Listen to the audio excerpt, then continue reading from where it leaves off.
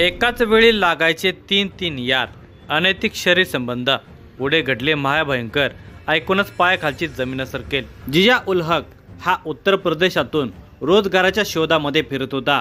तो फिटर आणि वेल्डर असल्यामुळे काम शोधताना 3 महिन्यापूर्वी उदगीर येथील साखर कारखान्यामध्ये दलालामार्फत आपल्या 6 साथीदारांसह आलेला होता। लेकरा बाळांना उत्तर प्रदेश येथेच ठेवलेले होते। त्याने आपल्या पत्नीला आईसोबत गावी ठेवले होते। मात्र आई आणि जिया उल हक याच्या पत्नीचे सतत वादविवाद होऊ लागले होते, कारण आपली सून फरीदा ही इतर पुरुषासोबत सतत बोलत असते। ही बाब सासूला खटकू लागलेली होती, त्यामुळे तिने या संदर्भात आपल्या मुलालाही सांगितलेले होते। तो मात्र राबून आपल्या पत्नी आणि मुलांच्यासाठी फोन पे द्वारे पैसे पाठवत होता। आपल्या घरात वाद नको म्हणून पत्नी आणि आई यांच्यामध्ये समझोता करून त्या दोघींना वेगवेगळे ठेवलेले होते। तरी आपल्या पत्नीच्या एकूण वागणुकीच्या संदर्भात तो आपल्या मित्राकडून माहिती घेत होता। मित्राकडून त्याला आपल्या पत्नीच्या वागण्यात कोणताही बदल झाला नाही। ते परपुरुषासोबत राहत असल्याची चर्चा त्याच्या कानावर आल्याने जिया उल हक चिडलेला होता। आपल्याशी बेईमानी होणाऱ्या पत्नीला धडा शिकवावा असा निर्धार करून त्याने पत्नीला उदगीरला बोलावून घेतले। दिनांक 11 ऑगस्ट रोजी 2 लेकरांसह ती आलेली होती। 4 दिवस सुखा समाधानाचे गेले, मात्र दरम्यान ती पतीकडे मोबाईल पाहिजे म्हणून मागणी करत होती। त्याच दरम्यान तिच्या दुसऱ्या एका मोबाईलवर तिच्या मित्राचा फोन आल्याने जिया उल हक चिडला। दुसरा मोबाईल कुठून आला यावरूनही त्यांच्यात वाद झाला। वाद टोकाला गेलेला होता। जिया उल हक शेवटच्या टोकाचा निर्णय घेण्याच्या मनस्थितीत आलेला होता। त्याने आपल्या मित्रांना आपली दुःखभरी कहाणी सांगितलेली होती। मित्रांनी त्याला मदत करायचे आश्वासन दिले होते, त्यामुळे आता आपले काम सोयीचे होईल असा विश्वास जिया उल हक याला वाटत होता। दिनांक 14 ऑगस्ट रोजी त्याने आणि त्याच्या मित्रांनी विचार केला, उद्या आपल्या कामाला सुट्टी आहे। स्वातंत्र्य दिनाच्या पूर्वसंध्येला जिया उल हक व त्याच्या मित्रांनी निर्धार करून सुनियोजित कटाला प्रत्यक्ष उतरवण्यासाठी तयारी केली। त्याच दिवशी फरीदा रजस्वला झाली होती, अर्थात तिला मासिक पाळी आलेली होती। तिने आपल्या पतीला सॅनिटरी पॅड आणण्यासाठी सांगितले, मात्र त्या पॅड ऐवजी आपले बनियन त्याने काढून दिले आणि हेच वापर असे सांगितले। त्यानंतर त्याचा एक मित्र त्याच्या 2 लहान लेकरांना रूम मधून बाहेर फिरायला घेऊन गेला, तर इतर मित्रांच्या सहाय्याने जिया उल हकने फरीदाचा काटा काढला। आता मृतदेहाची विल्हेवाट कशी लावायची हा प्रश्न त्यांच्या समोर होता। मात्र त्याने इतर गुन्ह्याच्या संदर्भात माहिती घेतल्यामुळे दूर कुठेतरी नेऊन हा मृतदेह टाकावा असा विचार करून जिया उल हकने आपल्या परिचिताचा ऑटो बोलावून घेतला। आपल्याला लातूर रोडला जायचे आहे असे सांगून आपली लहान मुले आणि साथीदारांना सोबत घेऊन तो ऑटो रिक्षाने निघाला होता। घटनास्थळाजवळ आल्यानंतर त्याने ऑटो रिक्षाला थांबवले। मला घ्यायला माझा मित्र येतोय, तोपर्यंत तुम्ही पुढे चला असे सांगून तो बॅगेसह खाली उतरून मित्राची वाट पाहत थांबल्याचे नाटक करू लागला। ऑटो पुढे गेल्यानंतर ती ट्रॉली बॅग पुलाच्या कडेला घेऊन जात असताना बॅगमधील ओझ्यामुळे एक चाक पुलावरच गळून पडले। त्यानंतर कैसे तरी ती बॅग खाली नदीमध्ये ढकलून देण्यात आली। त्यानंतर तो तिथून पसार झाला। दिनांक 24 ऑगस्ट रोजी हळीहंडरगुळी येथे मोठ्या प्रमाणामध्ये अण्णाभाऊ साठे जयंतीचा बंदोबस्त ठेवलेला होता। या ठिकाणी दूर क्षेत्राचे अंमलदार Sanjay Dalvi Patil, police head constable Shivpratap Rangwal, Shivaji Kendre हे सहाय्यक पोलीस निरीक्षक सुनील गायकवाड यांच्या आदेशानुसार नियोजन लावत होते। दरम्यान शेळगाव येथील चेतन पाटील यांचा फोन आला। पोलीस अंमलदार संजय दळवी पाटील यांनी तो फोन उचलून अगदी हलक्या सुरात चौकशी करायला सुरुवात केली। चेतन पाटील यांनी सांगितले की शेळगाव फाटा ते शेळगाव जाणाऱ्या रोडवर असलेल्या पुलाच्या खाली बेशर्माच्या झाडीत एक मोठी ट्रॉली बॅग पडलेली आहे। हिरव्या मोरपंखी रंगाची बॅग फुगलेली आहे, शिवाय आजूबाजूला दुर्गंधी पसरलेली आहे। हे ऐकताच पोलीस जमादार संजय दळवी यांच्या मनामध्ये शंका कुशकाने घर करायला सुरुवात केली। त्यांनी तातडीने या संदर्भात वरिष्ठ अधिकारी सहाय्यक पोलीस निरीक्षक गायकवाड यांना माहिती सांगितली आणि थोड्याच अंतरावर घटनास्थळ असल्याने आपण तातडीने त्या ठिकाणी जाऊन पाहणी करावी का अशी विचारणा केली। तेव्हा सहाय्यक पोलीस निरीक्षक गायकवाड यांनी मी सोबत येतो अशी सूचना केली। थोड्याच वेळात वाडवणा पोलीस स्टेशनची गाडी शेळगाव फाटा ते शेळगाव रस्त्यावरील पुलाकडे धावू लागली। गाडी पुलावर थांबल्यानंतर खाली डोकावून पाहिले असता पुलाच्या कडेला डाव्या बाजूला अंदाजे 20 फूट खोल नदीपात्रामध्ये एका बाजूला अंदाजे गुडघाभर पाण्यामध्ये एक ट्रॉली बॅग दिसून येत होती। त्या ट्रॉली बॅगला लावलेल्या चाकापैकी एक चाक पुलावरच तुटून पडले होते। याचा अर्थ ती बॅग जाडजूड असली पाहिजे अशी शंका घ्यायला भरपूर वाव होता। मात्र प्रत्यक्ष पाहिल्याशिवाय काही कळायला मार्ग नाही असे वाटल्याने पुलाच्या खालच्या बाजूने झाडाझुडपातून जावे लागणार असा विचार करून पोलीस अधिकारी आणि कर्मचाऱ्यांनी आपले बूट काढून ठेवून दुसरे प्लास्टिकचे बूट घालून नदीपात्रामध्ये बॅगच्या दिशेने जायला सुरुवात केली। मात्र थोडी हवेची झुळूक आली की प्रचंड दुर्गंधी पसरू लागली होती। त्यामुळे सर्वच कर्मचारी बेचैन होत होते। शिवाय बॅगेला खोलणार कसे, काट्याकुट्यात जाऊन बॅग घ्यायची कशी असा प्रश्न सतावत असतानाच चेतन पाटील आणि पोलिसांना मदत करणारे 2 पोलीस मित्र अमर प्रभू सूर्यवंशी आणि लहू प्रकाश गुरवाड यांना सोबत घेऊन पोलीसही नदीपात्रात उतरले। पोलीस मित्रांनी कत्तीच्या सहाय्याने काट्याकुट्याची झाडे झुडपे बाजूला सारली। पुलाखालून दुसऱ्या दिशेला बॅगेकडे सर्वजण गेले। गुडघ्याच्या वर पाणी आले असल्यामुळे आपला गणवेशाचा विचार न करता पोलीस पुढे सरकत होते। दुर्गंधी आणि घाणीचे साम्राज्य पसरले असतानाही पुढे जाणे भाग होते। पुढे जाऊन पोलीस मित्रांनी बॅग उघडली आणि उपस्थित पोलीस अधिकारी आणि कर्मचाऱ्यांना एकच धक्का बसला। बॅगेमध्ये एक स्त्री जातीचा सडलेल्या अवस्थेमधील मृतदेह आढळून आलेला होता। प्रथमदर्शनी 20 ते 25 वर्ष वयोगटातील महिलेचा तो मृतदेह होता। मृतदेह पूर्णपणे सडलेल्या अवस्थेमध्ये होता। चेहरा पूर्णपणे विद्रूप झालेला होता। अनेक ठिकाणी आळ्या पडलेल्या होत्या तर काही ठिकाणी मृतदेह कुरतडत गेलेला होता। सहाय्यक पोलीस निरीक्षक गायकवाड यांनी या संदर्भातील माहिती वरिष्ठांना तातडीने कळवली।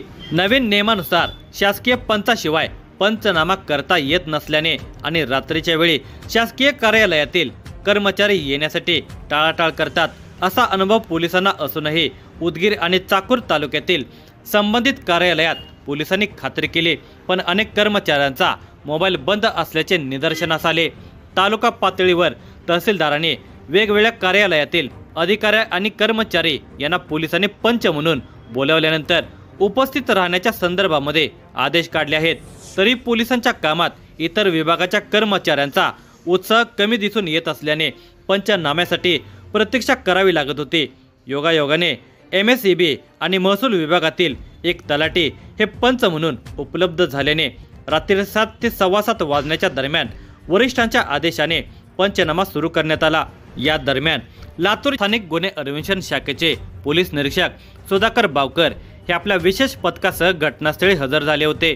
त्याचवेळी अतिरिक्त पोलीस अधीक्षक मंगेश चव्हाण, अहमदपूर उपविभागाचे पोलीस उपविभागीय अधिकारी रायबोळे हे देखील घटनास्थळी हजर झाले होते। एव्हाना फॉरेन्सिक टीम ही घटनास्थळी पोहोचलेली होती। दरम्यान वडगावचे सुनील डांगे यांनी आपला छोटा हत्ती घेऊन पोलीस मित्रांच्या सहकार्याने मृतदेह त्या गाडीमध्ये टाकून चापोली येथील सरकारी दवाखान्यात नेण्यात आला। मात्र लाईट नसल्याने मृतदेह ठेवून दुसऱ्या दिवशी इन कॅमेरा शवविच्छेदन करण्यात आले। अंत्यविधी करण्यासाठी जागेची शोधाशोध सुरू झाली। चापोली सरपंचांनी व ग्रामसेवकांनी जागा उपलब्ध नसल्याचे सांगितले। त्यानंतर सहाय्यक पोलीस निरीक्षक सुनील गायकवाड यांनी चाकूर तहसीलदार यांच्याशी पत्र व्यवहार करून व विनंती करून मृतदेह घेऊन जाण्यास कोणीच तयार नाही असे कळवून चापोली येथे ठेवले। तसेच चाकूरचे तहसीलदार यांच्या आदेशाने चाकूर येथील सार्वजनिक स्मशानभूमी येथे नायब तहसीलदार, तलाठी, पोलीस अधिकारी व कर्मचारी यांच्यामार्फत अंत्यविधी करायचे ठरले। मात्र त्यावेळेसही अनेक प्रश्न उपस्थित होत होते। मयत स्त्री ही हिंदू आहे की मुस्लिम आहे? मृतदेह पुरायचा का जाळायचा हा एक प्रश्न उपस्थित होत होता। महिला विवाहित आहे की अविवाहित हेही माहीत नव्हते। तरी साडी चोळी हार फुले घालून दफनविधी करण्यात आला। यदा कदाचित मृतदेहाचे शवविच्छेदन पुन्हा करण्याची गरज पडल्यास उकरून काढता येईल या उद्देशाने दफनविधी करण्यात आला। अंत्यविधी झाला करा। मात्र पोलीस प्रशासनासाठी येथूनच पुढे खरी परीक्षा सुरू झाली होती। पोलीस अधीक्षक अमोल तांबे आणि अतिरिक्त पोलीस अधीक्षक मंगेश चव्हाण यांनी जिल्ह्यातील कर्तबगार पोलीस अधिकारी आणि कर्मचाऱ्यांची वेगवेगळी 6 पथके नियुक्त करून वेगवेगळी कामे सोपवून दिली होती। जिल्ह्यातील सर्वच पोलीस यंत्रणा सतर्क झाली होती। वाढवणा पोलीस स्टेशनचे तपास पथक उदगीर, अहमदपूर, चाकूर येथून घटनास्थळाकडे जोडणाऱ्या प्रत्येक रस्त्यावर कुठे सीसीटीव्ही फुटेज मिळेल का हे तपासत होते। दरम्यान अतिरिक्त पोलीस अधीक्षक मंगेश चव्हाण हे सतत सर्व पोलिसांना आणि अधिकाऱ्यांना पाठपुरावा करून माहिती घेत होते। तशा सूचना देत असल्यामुळे सर्वच पथके गतिमान झाले होते। या घटनेची चर्चा समाजामध्ये सुरू झाली, तशी आरोपीच्या मनामध्ये भीती निर्माण व्हायला सुरुवात झाली। एव्हाना पोलीस परराज्यातील कामगारांचा शोध घेत आहेत हे लक्षात आल्याबरोबर मुख्य आरोपीच्या इतर साथीदाराने आरोपीला दबाव टाकून तुझ्या पत्नीच्या हरवल्याबाबतची नोंद पोलीस स्टेशनला करण्यासंदर्भात सूचना केल्या। मात्र ही बाब इतकी सोपी नाही हे त्यालाही कळत होते। दरम्यान तो उत्तर प्रदेशातही गेलेला होता। त्या ठिकाणी त्याने तसा प्रयत्न केल्याचे सांगितले जाते। मात्र तेथील पोलिसांनी ते ज्या ठिकाणावरून मिसिंग आहे त्या ठिकाणी तक्रार नोंदवा असे सांगितल्याने तो उदगीर येथे आलेला होता आणि इथेच सगळ्यात मोठा घोटाळा झाला।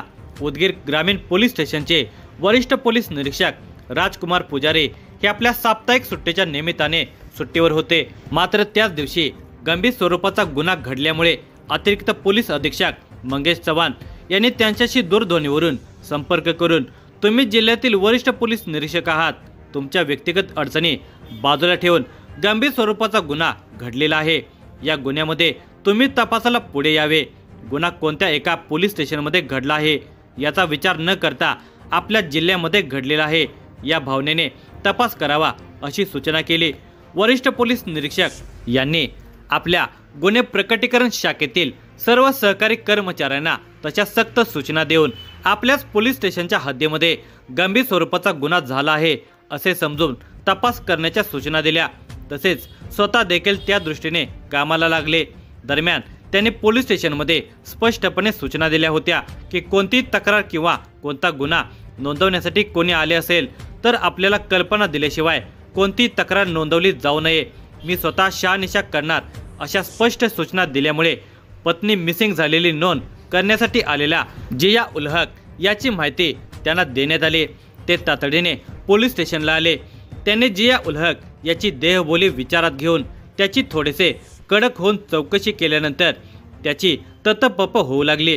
हे पाहून त्यांनी त्याच्या पत्नीबद्दल जास्त चौकशी केल्यानंतर तो गोंधळला आणि त्याने गुन्हा कबूल केला, कारण तोपर्यंत उदगीर ग्रामीण पोलीस स्टेशनच्या भिंतीवर त्याच्या पत्नीचे आणि इतर कृत्रिम बुद्धिमत्तेच्या आधारे बनवलेले फोटो लटकत होते।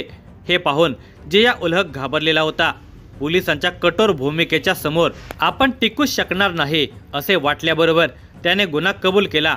आपल्यासोबत आपले सहकारी कारखान्यावरील कर्मचारी सज्जाद जरुल अन्सारी वय वर्षे 19, अरबाज जमुल अन्सारी वय वर्षे 19, राहणार बडा सिक्कीटा, जिल्हा कुशीनगर, उत्तर प्रदेश, तसेच शाकीर इब्राहिम अन्सारी वय वर्षे 24, राहणार विजयपूर तालुका, जिल्हा कुशीनगर, उत्तर प्रदेश, आजम अली सजवाल अली उर्फ गुड्डू वय वर्षे 19, राहणार विजयपूर तालुका, तमकोयराज, जिल्हा कुशीनगर, उत्तर प्रदेश याने मिळून गुन्हा केल्याची कबुली जिया उल हक याने दिली।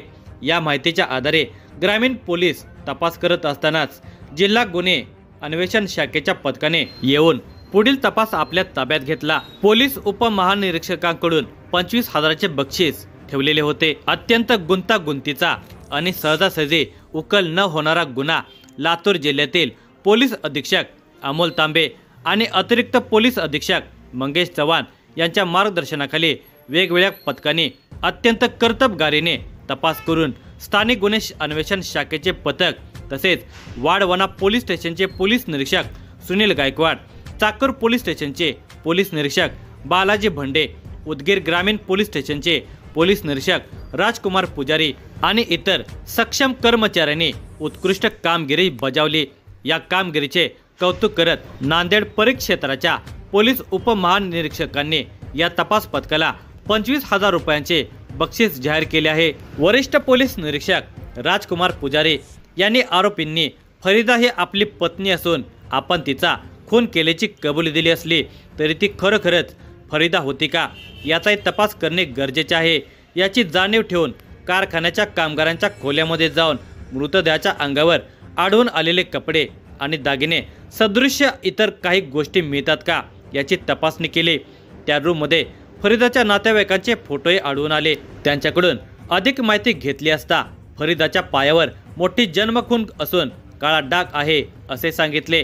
त्याची शहानिशा झाल्यानंतर हा मृतदेह फरीदाचा असल्याची पोलीस प्रशासनाला खात्री झाली।